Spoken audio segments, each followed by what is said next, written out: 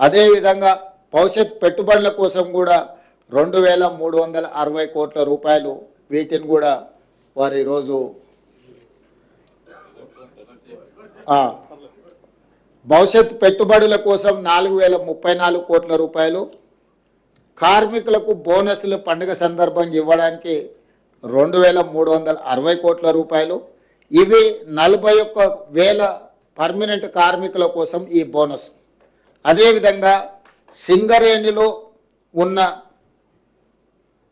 Contract కార్మికులకు కూడా పండుగ సందర్భంగా మిగతా కార్మికులకు బోనస్ వచ్చి వీళ్లకు బోనస్ లేకపోతే వాళ్ళు మనసు చిన్నపుచ్చుకుంటారని ఆలోచన చేసి మొట్టమొదటిసారి పోయిన సంవత్సరం భారతదేశంలోనే మొదటిసారి ప్రతి కార్మిక కుటుంబానికి 5,000 రూపాయల బోనస్ ఇవ్వాలని పోయిన సంవత్సరం నిర్ణయం తీసుకోవడం జరిగింది మొట్టమొదటిసారి. ఈసారి 5,500కు పెంచి 30,000 మంది కార్మికులకు దాదాపుగా 819 కోట్ల రూపాయలు ఈ కాంట్రాక్టు కార్మికులకు కూడా ఈ పండుగ సందర్భంగా బోనస్ ఇవ్వాలని మా ప్రభుత్వం నిర్ణయం తీసుకున్నది. అందుకే ఈరోజు సింగరేణి కార్మికులకు మనస్ఫూర్తిగా శుభాకాంక్షలు తెలియజేస్తూ దసరా మీరు ఉత్సాహంగా జరుపుకోవాలి. ఈ దసరా పండుగ మనలో నూతన ఉత్తేజాన్ని నింపాలి. సింగరేణి సంస్థ మరింత లాభాల బాటలో నడవాలి. సింగరేణి సంస్థ కార్పొరేట్ కంపెనీలతో కూడా పోటీ పడి ఈరోజు తలెత్తుకునే విధంగా ఈ సంస్థను నడిపించాలన్న ఆలోచనతోటి ఈరోజు ఈ లాభాలను కార్మికులకు పంచడమే కాకుండా లాభాలలో నుంచి కొంత భవిష్యత్తు పెట్టుబడులకు కూడా ఒక ప్రణాళికబద్ధంగా ముందుకు వెళ్తున్నది. దీనికి సంబంధించి మా డిప్యూటీ సీఎం గారు కార్మిక సంస్థలతో మాట్లాడి భవిష్యత్ విస్తరణ ఏ విధంగా ఉండాలి, గతంలో ప్రభుత్వం నామినేషన్ బేసిస్ మీద మైన్లు ఇవ్వడానికి వీల్లేదు, మేము అన్ని టెండర్లు పిలుస్తామని కేంద్ర ప్రభుత్వం నిర్ణయం తీసుకొని సింగరేణి ప్రాంతంలో 2 గనులను ప్రైవేటు సంస్థలకు కట్టబెట్టడం జరిగింది. ఆనాడు సింగరేణి కార్మికులు ఆనాటి ప్రభుత్వం టెండర్లలో మేము పాల్గొనము అని చెప్పి నిర్ణయం తీసుకోవడం వల్ల మనం ఏ టెండర్లు కూడా కాంపీట్ చేయలేకపోయినాం.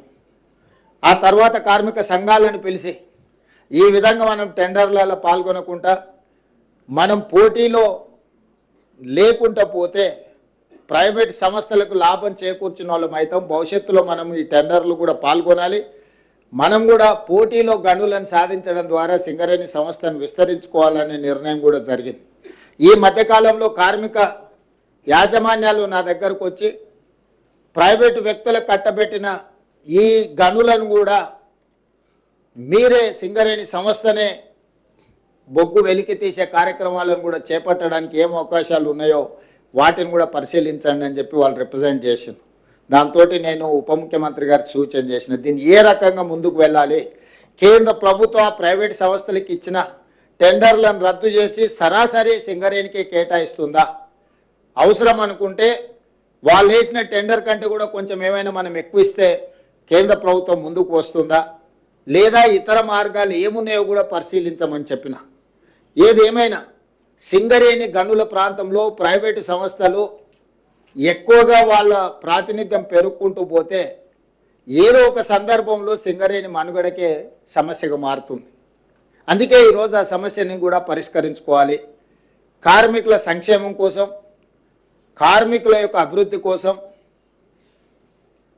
ఆ వచ్చిన లాభాలలో కార్మికులను భాగస్వాములను చేయాలన్న ఆలోచనతోని మా ప్రభుత్వం ముందుకు వెళ్తుంది.